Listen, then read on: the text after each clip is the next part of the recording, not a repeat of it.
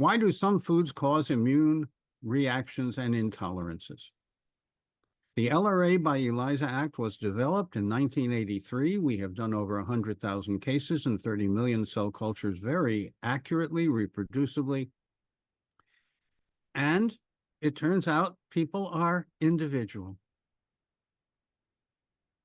One person's meat is another person's poison. That was an old Latin phrase. I urge you to know your immune tolerances and intolerances. When your immune defense and repair system is doing too much defense work, it's not able to repair you. It's not able to eliminate cancer cells that get made almost every day.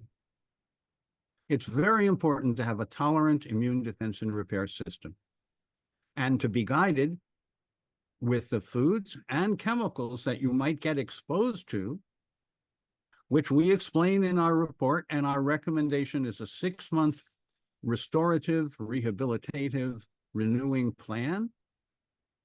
So you gently, safely get the bad stuff out and the good stuff in.